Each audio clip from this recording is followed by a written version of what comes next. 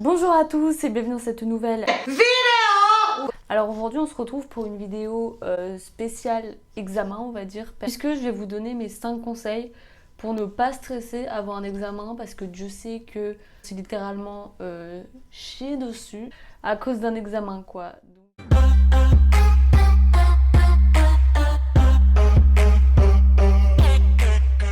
Alors déjà le premier conseil bateau que je peux vous donner, c'est anticiper. Anticiper, c'est travailler toute l'année. C'est-à-dire que moi par exemple pour le bac, j'avais pas foutu grand chose de l'année. J'ai révisé 2 semaines avant et j'avais aucune confiance quoi. J'avais pas eu des notes qui me permettaient d'avoir confiance, parce que lorsque vous travaillez régulièrement, à la fac, si vous avez des bonnes notes à l'année, on va dire au semestre, au partiel en général, voilà, vous allez stresser, mais beaucoup moins que quelqu'un qui sait manger des mauvaises notes et deux qui a révisé au dernier moment. C'est-à-dire que même si j'ai tout ingurgité d'un coup, le lendemain tout va se mélanger quoi. Il va pas y avoir ce recul qu'on a lorsqu'on a travaillé régulièrement. Après voilà, si vous n'avez pas révisé à l'année, vous assumez et vous y passez la nuit quoi. C'est-à-dire qu'on peut largement quand même s'en sortir en révisant la veille. Surtout au lycée. À la fac, je pense que ça dépend de chacun, mais bon. Voilà, le premier conseil pour ne pas stresser, c'est anticiper cette épreuve en la préparant dès le début, quoi. Alors le deuxième conseil, pareil, un peu bateau, c'est passer une bonne nuit. Alors ça paraît débile, mais voilà, moi qui n'ai pas dormi toute la semaine du bac, qui arrive à pas prendre mes études ou même l'école avant trop au sérieux. Donc au lycée, je suis vite rentrée dans la catégorie des je m'en foutiste, enfin pour le bac. J'ai stressé, j'ai flippé, j'ai pas dormi de la nuit. Et le cerveau, quand on dort pas, quand on a philo à 8 heures, c'est compliqué. Donc passer une bonne nuit, moi pour ça, je sais que je me fume un petit joint. Non, plus sérieusement, avant un examen, je médite en quelque sorte. Je fais des exercices de respiration. Le problème, c'est qu'on peut vite se mettre la pression. Ah, mais si je dors pas, je vais louper. Donc on va stresser parce qu'on n'arrive pas à dormir. Donc ça c'est le cercle vicieux dans lequel je suis rentrée aussi pendant le bac. Mais voilà, je fais des exercices de respiration, je me dis que si je dors pas c'est pas très grave, je me mets pas la pression, je me dis que l'épreuve de demain va bien se passer, de toute façon faut pas y penser. Il faut surtout que je passe une bonne nuit, donc maintenant j'arrive à dormir avant un examen, avant j'y arrivais pas pour le bac.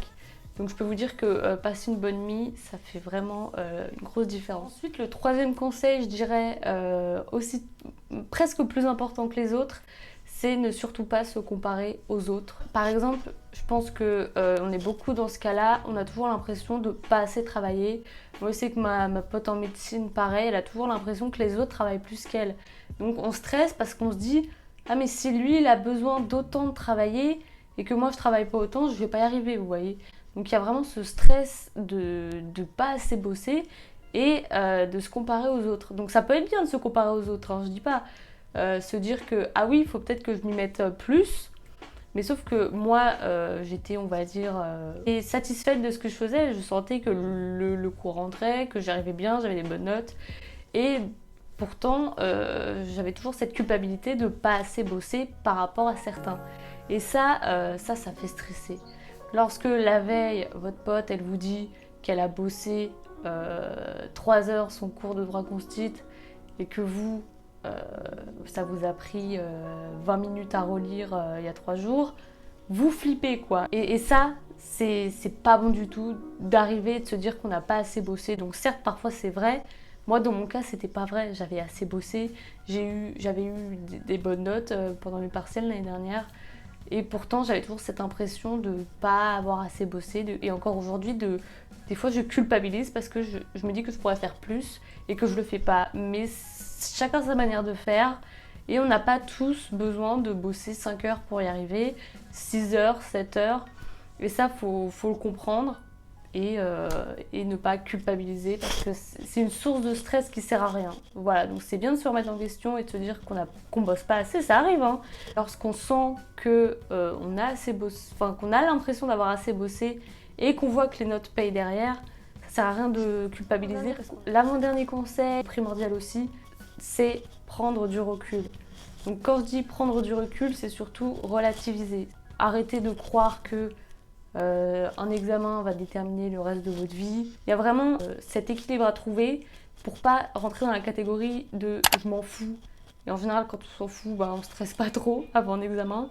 Et je prends ça trop au sérieux. Et là, on est bouffé par le stress, quoi. Faut vraiment trouver un juste milieu.